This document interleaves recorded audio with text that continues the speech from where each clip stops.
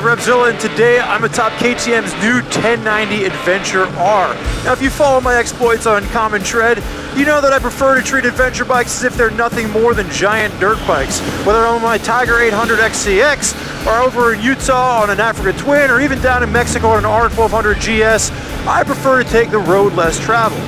Now, we got KTM to send us one of these, and I basically replaced my Tiger over the past few weeks with this new 1090 for a variety of different events. Things like the Michelin Dual Sport Ride, as well as the TourTech Rally East, and some other events that I went out to with my friends, and I treated this thing as if it were my own bike. And while I am excited to get into talking about just exactly how good this bike is in an off-road setting, I want to talk first and foremost about how this thing handles itself on the pavement, because I have a feeling that most of you out there will be spending some time on the asphalt. So the first thing you'll notice when you swing your leg over one of these at a dealership, it's a tall bike. I mean, it's got a seat height of like 35 inches, and for shorter riders, it's going to be prohibitive, and even for some taller riders, it can be a bit intimidating. But once you get rolling on this thing, I was actually really impressed with its performance on the street. It has a very sporty feel to it.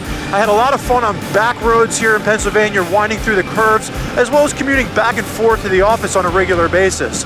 Where it does fall a bit short, however, is in long-haul touring comfort. You know, something like the 1290 Adventure R is going to have extra upgrades, things like electronic cruise control, cornering ABS, and a center stand, which the 1090 doesn't have. And this seat, it's uncomfortable after more than an hour or so in the saddle for the old derriere. But what this bike lacks in comfort, it makes up for in off-road performance once the pavement ends. Listen, I mean, this thing's wearing TKCAs as a stock rubber. It's not masking any intentions whatsoever for what it's really here to do. It's here to lay claim to the crown as being the best in-class adventure bike for those of you out there looking to ride off-road. So to show you what it can do, I brought you out here to the Jersey Pinebarrens. This is my stomping grounds for off-road riding, and we're gonna go out and we're gonna have some fun with this machine.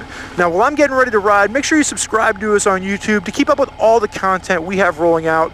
From first ride reviews to full bike reviews, product reviews, gear reviews, we've got a ton of content for you at RevZilla.com.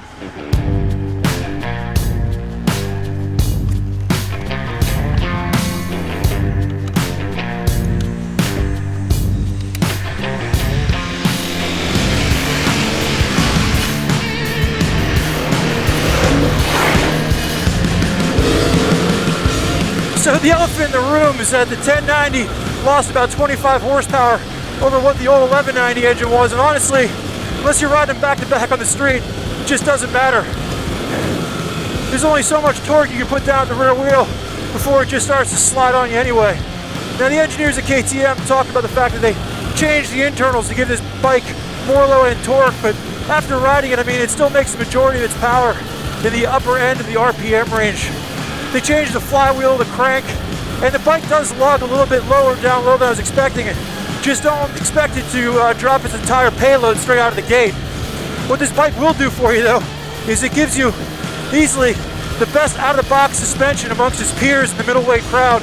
I mean, you're looking at stiffer springs, revised valving, as well as a new PDS shock, and the bike is just much more nimble off-road. I got a chance to ride this back-to-back with an 1190, and it feels tighter, it feels more compact, and I mean, I know the frame and the geometry are the same. I can't imagine that the suspension doesn't have a lot to do with that. I mean, just ripping this thing down these trails, it feels like you're just on a giant dirt bike. The ergonomics allow me to sit down, stand up. I really get to move myself around on this motorcycle. And you know, we talked about the height of it earlier. Man, I mean, yeah, it's tall, but you're looking at almost 10 inches of ground clearance off-road, which allow you to really rip right over top of things without hesitation. The one problem that I did have from an ergonomic standpoint is the position of the passenger pegs as well as the exhaust. I found that my boots kept smashing into those passenger pegs, and my right foot, the heel, kept rubbing up against the exhaust. Now, one of the things that KTM did that I like was they made those passenger pegs really easy to take off. A simple fix. The exhaust, not so much. Now, the final segment to address here is the electronics, and it carries over the same 4 rider modes that the 1190 had. What you're not going to get is the TFT dash and the cornering ABS, which is now reserved for the 1290. The problem that I have with the dash is in off-road conditions when it gets dusty or rainy, it's really hard to read. And then that traction control and ABS, same as what we see with a lot of the other adventure bikes out there. Once you turn off the key, it reverts to stock form. However, KTM is the only brand that I'm aware of that has a mod for that, an ABS dongle which allows you to leave the traction control ABS off. And man, I'll tell you, that's the first modification I would make to this bike. Now to address some additional modifications, let's find a place to pull over.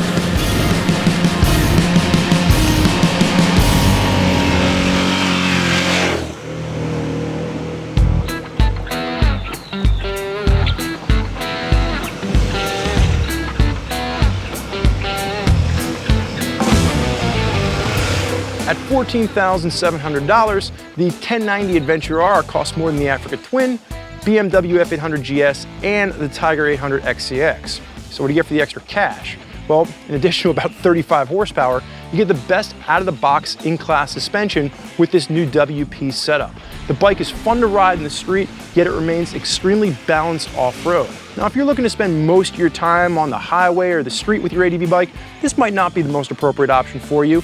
But if you're looking to push the limits of your riding with your ADV machine in an off-road setting, this is the best stock platform that I have yet to ride. And I say stock platform because you're gonna wanna make modifications to any adventure bike out there. And for starters with this one, you have to add a skid plate. That skid plate is not standard on the 1090, and I wouldn't even take delivery of it until that was put on there. The second thing, air filtration. If you've ever ridden a bike off-road, you know that regardless of what kind of a stock air filter you have on there, you need an extra level of protection, and I would go with the pre-air filter kit for this bike just to keep all the dust and sand out of that air box. Thirdly, the handguards on this. They suck.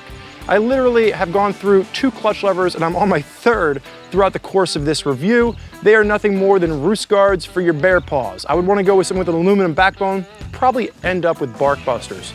I was originally going to knock KTM for not including a center stand on this bike. However, I consider the weight savings and the fact that I was able to do most of my roadside repairs with a snapjack, I'd recommend not spending the money on a center stand, instead just adding a snapjack to your toolkit. Now, the one thing you're not gonna be able to modify is the heat coming off of this engine. It's easily one of the hottest engines that I have yet to ride, and there's nothing you can do about it. You just have to get used to the heat. Lastly, if you started out by watching this review thinking, Spurgeon, I am way too short to ride this bike, I've got a modification that might help you lower this machine, and if you want to find out about that modification as well as the rest of my time with this bike, it's about time that you head over to Common Tread where you can read my full ride review of the KTM 1090 Adventure R.